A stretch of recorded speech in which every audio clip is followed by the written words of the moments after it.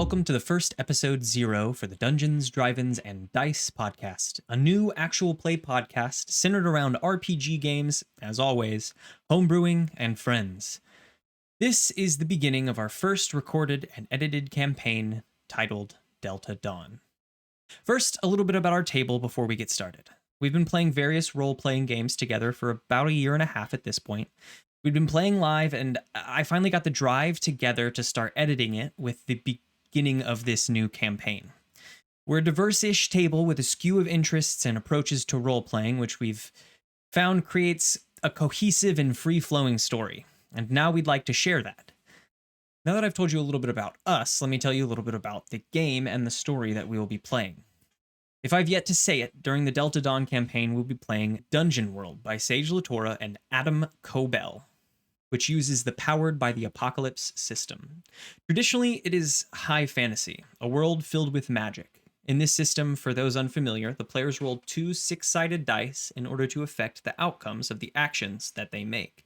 As a basic layout, 10 to 12 on the dice is a complete success, 7 to 9 is a success that brings complications of some kind or a struggle with it, maybe an exchange, and a 6 below just means that I, the GM, get to make a hard move. It does not necessarily mean that they fail, just that things will get rough. The thing that I love most about the system is the fact that all of these basic moves the book lays out, from hack and slash to discern realities, have a big opportunity to inform the story and how it plays out.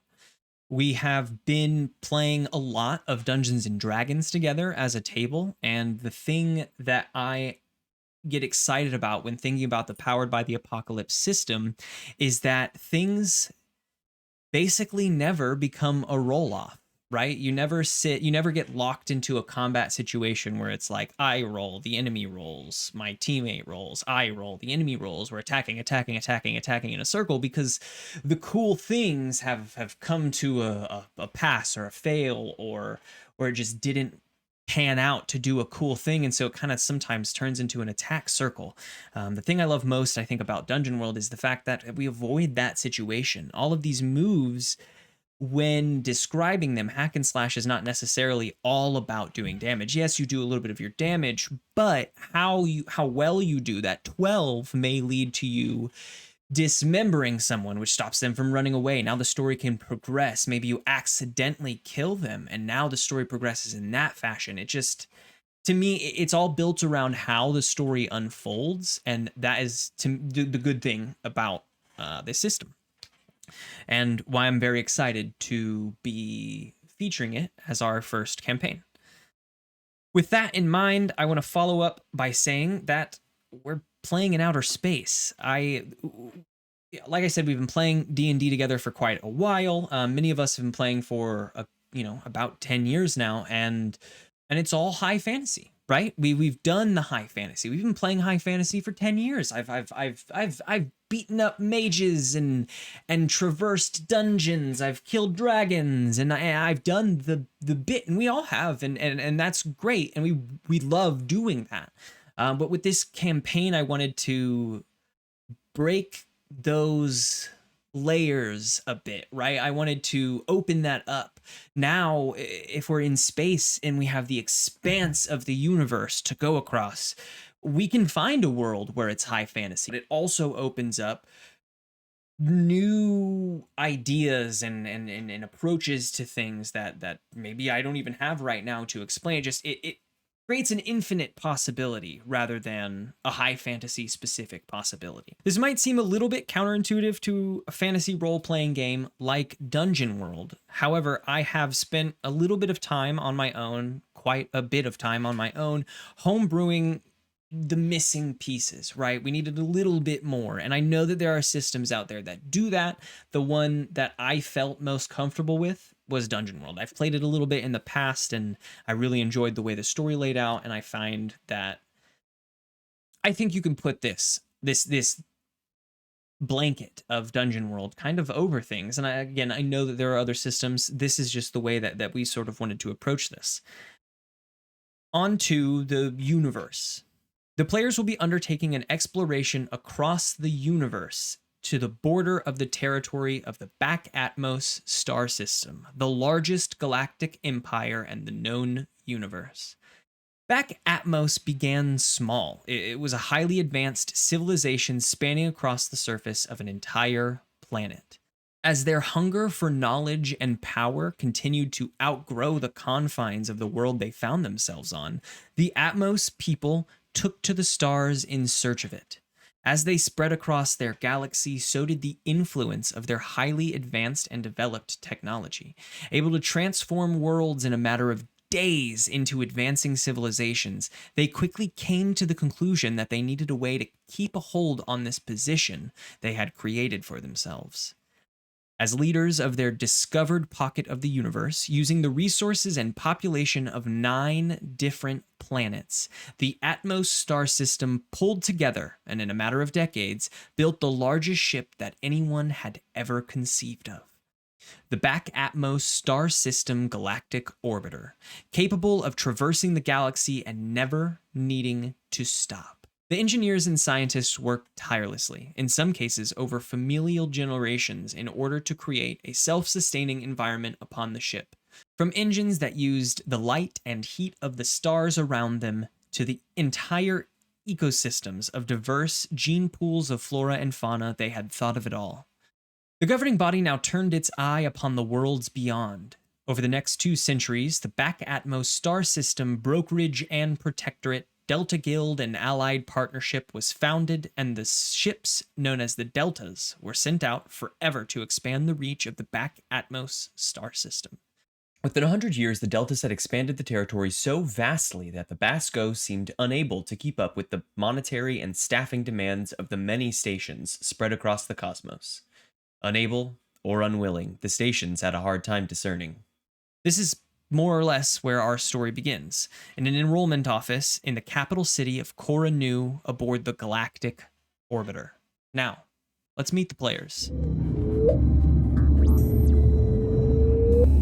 Hi, I'm Lily. That's about all I have to say about me. I'm going to be playing Carl, who is a cephalopodic alien. So just straight up an octopus.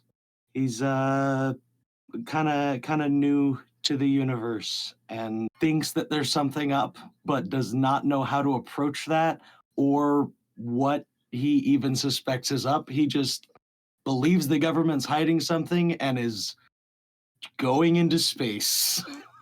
What color is Carl?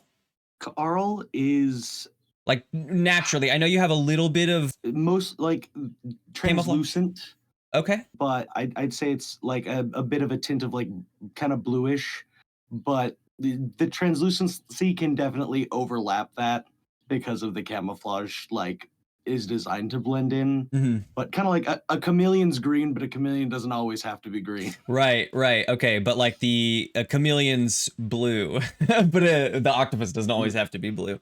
All right. In a lot of these characters, we have, or when we started, we got kind of roles. Why don't you talk to us a little bit about the role that you'll be filling on our ship? Yeah, and then I'll transition to the next question. I believe my role is to hit things. I'm the combat specialist. Mm-hmm. Carl is very good at spinning a stick, a very specific stick. He's done it for a very long time, and he's convinced that he can spin that stick right into people's faces. It's a ceremonial, like, kind of a dance that's been long established in Carl's culture. That's kind of with this special staff and like using the metal at the end of it to create like certain sparks, and of course the electricity at the other end. You can do different kind of light shows and stuff with it. So essentially, it's rumored to have used to be a combat art, but at this point, it's essentially kind of their cultural version of cheerleading. It's kind of like something that's done for like morale boosts and stuff. Yeah. And art. Yeah. It was kind of mentioning I built a lot of this up. Pretty much no one's class comes directly from the book. What I've done for your class a little bit is I've mixed our fighter and I believe ranger, some like basic range stuff from ranger, as well as maybe some situational awareness, as well as some of the main more fighty stuff from fighter, giving you the opportunity as you build to sort of build what you want. I think makes a lot of sense in a more futuristic setting than a fantasy setting, because gradually as you get more and more modern day and futuristic, your melee is gonna be more and more obsolete as range technology gets better. So your fighters and your rangers are gonna gradually mesh more and more into one as hitting shit becomes less relevant than shooting it. I'm interested in what melee combat brings to this, space game. It's kind of hard if we're ever in like space combat. You can't really like punch a ship. We can just imagine that if this is the basic technology, that a lot of people might just have guns and firearms and projectile weapons. One of the reasons I wanted to kind of make Carl's signature weapon a melee weapon, because like I feel like most of the focus will probably be on ranged weaponry, so might as well offset that a little bit. Yeah. I like that. I like that a lot. How did Carl find himself from his, just entered planet of, we'll come up with some names for Carl's culture and planet and homeland eventually. But from, your home planet to this sort of center on the back Atmos station, signing up for quote unquote military duty. So I think, especially because it's a newer culture that's been introduced to the territories, there's been several waves of administration coming down to verify this. And I think one of those waves, especially after like we hit a point of being officially part of the territories, is definitely going to be recruiters coming in and trying to take advantage of that. And, you know, if you really want to show that you're loyal to the territories and that you can actually bring something, then you obviously you should sign up, right? Do something Okay. good for all of your kind. They'll absolutely be capitalizing on that. So I think that given Carl's disposition for not for specifically believing that this in group that they're being invited into is the controlling entity that his parents were worried about was hiding something beyond the system, of course, he assumes that this is them, so he signs up to pretend to work with them and explore the system and try to figure out what secrets are hidden out there. I think Okay. that it makes more sense for him to jump into exploration anyway, rather than military, because he's more looking for something. Yeah, that tracks. That tracks. And even if, we're talking about like exploring the bounds of our territory, I think that there's always something to find, right? I think that there's always secrets and people who leave a door open or a file on a table, and as long as it's official, you can get some information. The way that you had explained that, it seems like Carl's culture might have been maybe aware of this encroaching presence before it appeared, right? It seemed like maybe I think there's like a little. Carl's parents might have gone off world at some point. Okay, Like okay. maybe they had before it, like the assumption that there's still alien life out there, despite the fact that we've still reached space. So we could assume that Carl's culture had reached space at some point and maybe even had like satellites and such, but we're still not out to the point where they had made contact with these territories. You know what I Sure. mean? Okay, yeah. So like the beginning of a sort of spacefaring race. I'm assuming that they maybe stumbled across or thought they even just thought they stumbled across something that they weren't supposed to know from a Interesting. government that they didn't even know about, and basically started theorizing. What do you think they came across? probably a drifting ship of some kind, whether it's a station or some ship, something that had ran out of power and just drifted through space and probably was completely forgotten about. That all Mm. has to end up somewhere, Hmm. especially because this is specifically an undocumented part of the galaxy because Right. this planet isn't part of the territories. It makes sense that a piece of lost cargo might drift in here. If it especially if it's something destroyed, then there's a chance that maybe there was valuable information involved. Who knows what they found? Yeah. So like they would have sent a team, like a one of the teams that we'll find ourselves on, out to your planet, do a little investigation. Possibly due to valuable information drifting into this sector. Yeah, maybe Could they were even be like why they investigated the planet. that's interesting. Maybe they were chasing down this information and found that it had landed or is in orbit or whatever around this planet. And this is not what they came for, but they found an intelligent race able to fare space. Maybe they can give them a little bit of extra technology to allow you to fare space on equal footing, advance your culture a little bit. I think that that makes sense because I don't remember if we've specifically stated, but I assume because it's a sci-fi setting that usually there's like a rule against interfering with primitive cultures and such.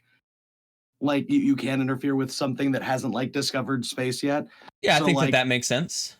it's something that's like semi-universal, but like that also makes sense and supports that Carl's culture had already gotten into space would be one of the reasons why they were kind of immediately inducted. It's a Yeah, weird Russian. I think that that probably is like that makes sense for like a run of practice, right? If we get here and it's like cave people, there's not a lot of exchange that can happen intellectually in order to get you from living in a cave to fucking flying in a spaceship in the next year. That's not going to happen. We're going to have to do all that work ourselves, and then you're going to be freaked out the whole time. Then, there might be some darker parts, like we're still dealing with like colonialism almost, where we're like we are colonizing this universe. So there probably is a little bit of like the darker side where like, oh, this culture is unable to defend themselves. We have a workforce here, or they have really good ore, and we're gonna make them mine it. But I think in the case of other cultures, where like this is expanding us as a culture, adding in this planet. So you've joined, and then then we go through a second phase of like this sort of patriotism, this forced like, and now you're a part of the most amazing territory in the known universe. Show us that you love that and join our exploratory or military. Yeah, I really like that. I like that a lot. Hey, my name is Gabe Stringer, and I will be playing Cookie Grubbins in this Dungeons, Drive-ins, and Dice campaign. Cookie is a insectoid humanoid. She is a cook, and she's a schemer. what are we dealing with when we're talking about the structure of Cookie? What kind of insectoid? My imagination, as far as like body type, was sort of somewhere between an ant and a praying mantis, but closer to an ant. Humanoid in that she is bipedal. We've never really covered number of arms, wings, but she cannot fly with them, so she's more ant. But I imagine her head as triangular rather than ant shaped. Still the ant antennae though, they bend in the middle rather than sort of what mantises have, which is just little horns. So yeah, she's a part of a eusocial insect race like ants. She's a adolescent queen, so she is being sent off from the mother hive to colonize new worlds. And so that's sort of the back burner plan is looking around, looking for worlds. What is like Cookie's home planet like? You said, I guess, that she comes from a hive. Is this, I don't know, when I think of like insect hive in space, I sort of just think like a floating wasp's nest, which is horrifying, awful, and terrifying. Is it if you're going out to create a world, are we talking about like, sort of transforming the nearby space into this sort of hive? What is this hiving situation kind of maybe look like for Cookie's race? First instinct was not wasp nests, but like ant tunnels just down into the ground. But I rejected that instinct because it was bad. I'm now imagining that they are. Wasp nest isn't a terrible comparison because it's sort of the southern air temple or wherever it is, the one that hangs upside down with the rings. That's sort of what I imagine the architecture is. It's sort of that, and it's sort of dwarves because they're like comfortable carving it out of the underground, but they are like reverse tiered. That's sort of the structure we're thinking about. So all of your classes are based off of this sort of role on the crew. We kind of all talked about this beforehand and sort of chose roles, but we've done cook. Talk to us just a little bit about this cook role, how this will, like, what is the class of cook provide to an adventuring party? Well, a lot and a little. Like cook is one of those classes where it's as useful as you can imagine it being, or it's a bard. The way that cook functions off of basically two abilities and a bunch of charisma checks. You are able to gather food. You can gather a special resource called ingredients, and they are either representations of abilities or they are real things in the world. In the best games, they are both, and you combine those abilities to make your other effect, the cook effect, happen. And the cook effect, you spend some amount of your ingredient resources and make dishes, and the dishes have various effects based on the ingredients that you chose, plus some other things that you can do as a cook. You can give buffs, or you can sort of push social things, have interesting or useful conversations about different topics, or engender specific feelings from, I assume, the NPCs, but it could be everybody, depending on how the other characters roll with it. They're basically an everything but combat class.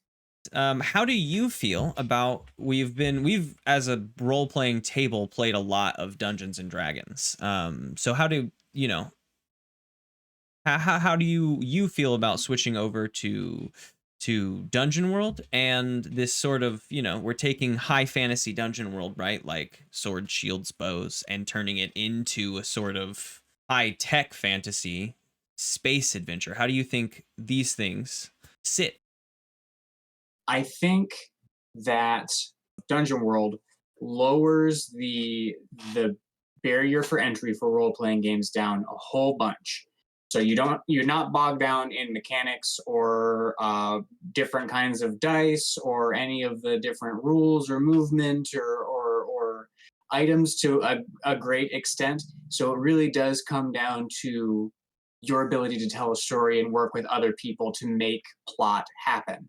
And so it sort of changes the whole dimension of the game and points it in a very focused direction. Whereas in D&D, you can sort of you invent your focus because it's built to handle a lot of different ideas when it comes to role playing. So I'm super down because, especially in a stream podcast format, you want to punch narrative. I'm super here for it. I have played a couple of D6 style games before, and they've always been really plot heavy and interesting as characters. Yeah. And I can say that the number of games I've played that hit that mark in a D6 system does outnumber the games that I've played that hit that in a D&D system, because you got to sort of really get rolling with D&D, and with Dungeon World, you're jumping right into the action, because if you don't move the action forward, you're not doing anything. The game doesn't work if you don't push the plot forward. As far as space goes, space versus fantasy, I'm super into it. I love space. Fantasy, and this could be the number of D&D books that I've read, but I've read a lot of, fantasy and science fiction. It feels to me like fantasy does operate under a certain set of rules and guidelines that space wholly throws out the window. They just rocket it out the airlock. No rules. We can do anything. Do we want to time travel? Space. Do we want aliens? Space. Do we want unknown minerals with properties that just entirely break physics? Space.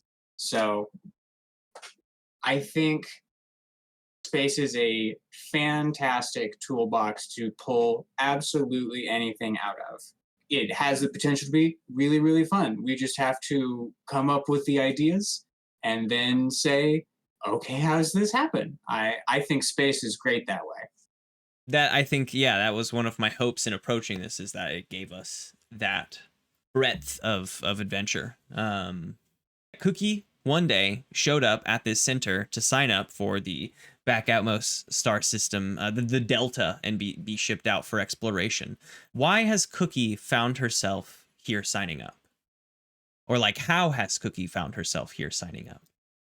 I'm here to explore and find worlds. As far as how, I don't necessarily even know in this case, and I'm like asking, I guess mechanically, maybe, did Cookie travel directly from the hive to here? no. Is this a stepping stone along the way and she discovered this? Like, I what think about this drew Cookie besides just staying right in this main capital city? we're an intergalactic parasitic insect race, so we've got to have ways of our own to get from world to world. Maybe they shoot my cocoon into space and I just land and hatch and then go and make my way as a queen full of cunning and guile. And if that's the case, that does sound kind of fun, I think then the Delta is something that I noticed on my journey. I don't think my journey's been particularly long, but like first spaceport I was in, I saw like the, Captain Jack wants you in space poster for the Delta Dawn, and I was like, well, that's exactly what I need, and here I am.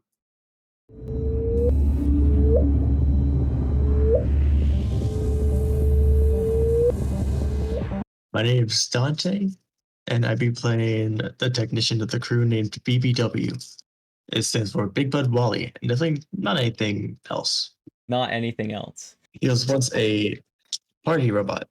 Still believes he is. He really wants to be so badly. Unfortunately, being used wrong at one party, it led to him being discarded. And his memory's gone. He doesn't know quite exactly who he is anymore. He doesn't know if he ever did know who he was. And that's what he's searching for, his purpose while among this crew. Searching for his purpose. I love an existential crisis coming from a robot. Talk to me a little bit about your character. You are a technician. Not only are you the technician for the crew, but your class as well is technician. Talk to us a little bit about what you do. A lot of what BBW can do is party. He has lots of these little gadgets that resemble sort of party favors. There's little clamps that you can make noisemakers. He has different things he could use in anything. So he has also like a laser cutter. He is able to aid other robots. He can mend wounds very easily. Just an Yeah. overall around support. Yeah, like mechanical. Yeah, exactly. Like an overall support. I kind of would put you in a sort of a almost like a mixture of like bard, cleric, and there's some like other spellcaster in there, right? Like aggressive spellcaster, because you got laser beams, but like a support almost spellcaster. We've strayed away from magic with a lot of our setup of this campaign, and have even turned some for what we call magic into what we call for our campaign rare tech. Do you think that BBW has a lot of experience with rare tech in his past before this memory loss party situation? I wouldn't imagine so, because a lot of what he did was very simple. Other as of like parties and stuff.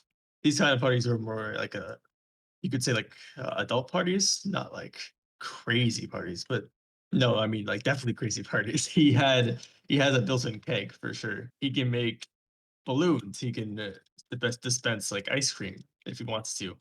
I think it's so funny to think of an adult party robot. Here at the start of the game, we're all going to be shipping off to this station, as we've talked about. And I'm curious, what do you think BBW's purpose is behind coming out to the Delta? Like joining this almost military outfit, coming out to the Delta. I know that that's sort of not by choice, right? That's like me saying story, but like it could have been like by total accident that he showed up or even got put on there. Like he was like discarded at one point, so maybe his parts or even like his just seeing this robot is like, oh, this looks useful. Taken, or maybe even on scrap. It could have been like a sort of stowaway thing. Completely just like thrown on a thing and probably taken out to the trash later. But maybe he woke up and he's like, oh, what am I doing here? So you just sort of showed up at the like sign up site and got like jostled around and into the ship on accident, and now you're on the team. I think so. That's good. That's I really a good thing. It could have been like signing up for the party or something. Sure. I mean, there's loads of names on the list, right? Maybe this is a party. That's pretty fun. Stumbled aboard the ship and now find yourself out in the deepest recesses of space, adventuring for a branch of the military. Again, I think there's a better way to put that, and we'll probably discover that over time. Which I think I just still don't have, but discover it one day. Hello, I am Lawrence, currently, futurely known as Tasty Game Ones on Twitch. I am playing Tombleson S. Slippy, who is the sort of rogue ranger stealth officer of the ship. He's a frog person. He's a frog man. He's a frog person. Yeah, so he's an amphibian, and his planet is sort of like Earth-like. It's, I think, maybe a little bit more water, maybe like Earth is 70-30, maybe it's like 80-30, 80-20. Mm-hmm. It's got 110% land. So that's sort of Slippy's deal. You know, he has an on-again, off-again girlfriend named Carissa, who is either great or terrible, depending on when you ask him or in what context he's remembering. But whether they're on again or off again. It's hugely contextual. Their relationship is hugely contextual. Is this relationship always been in Slippy's life? How long have Slippy and Carissa been on again, off again? I would say it's the most influential relationship in his life. I would say probably for about a decade. Okay. On again, off again for various lengths of time. But yeah, that's Slippy. Does any of that time encompass the end of adolescence? It sounds like possibly like Slippy, high school age, maybe? I think it's like college equivalent, space college. Okay. Met Carissa in space college? Yeah, space college sweethearts. the old SCS. Did you go to space college on your home planet? No, Carissa went to space college. Slippy was just sort of around. Oh, okay. So Carissa went to space college. Is that on Slippy's planet, and Slippy just met her there? Yeah. Yes. Okay. Yep. Slippy lived in the town. You had mentioned that Slippy is the stealth officer of our crew. Talk to us a little bit about how your class and crew position sits here with the team.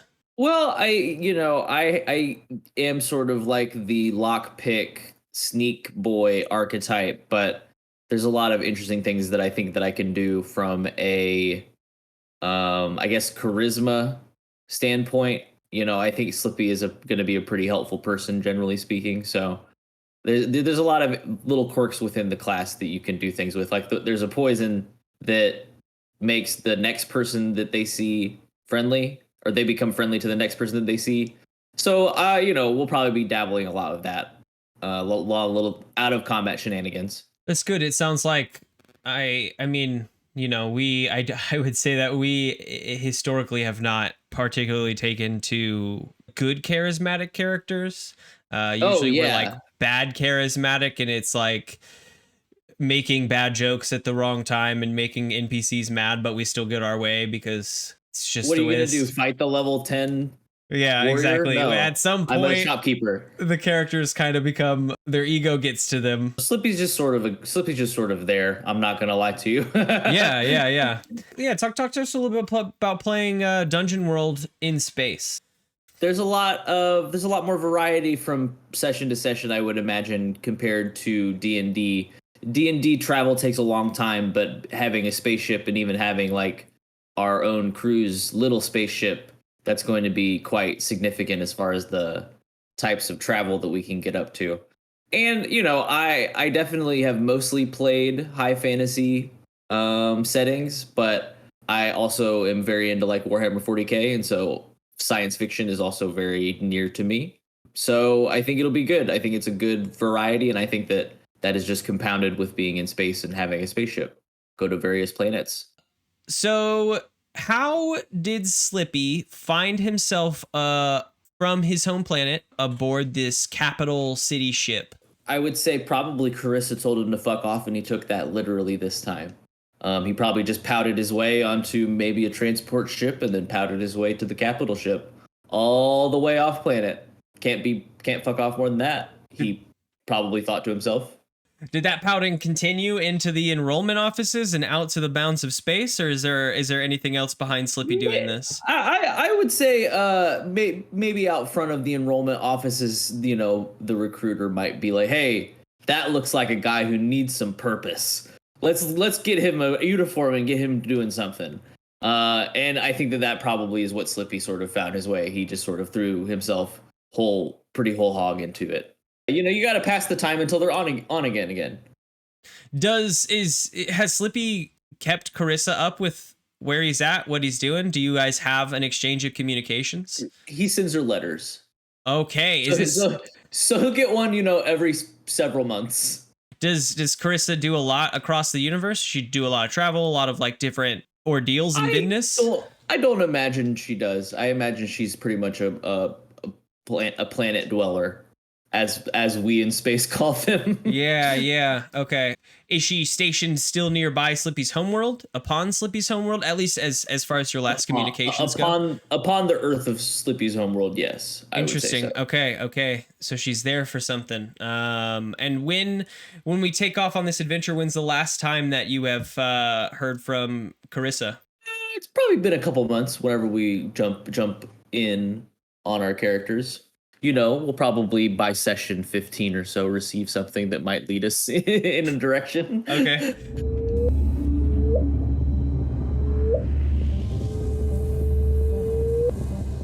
And I'm M, the primary GM for our group. I use primary here because we have historically rotated GMs between campaigns here and there, but I usually find myself back in the driver's seat when it comes to longer form campaigns in this group. I'm really excited to start our journey together.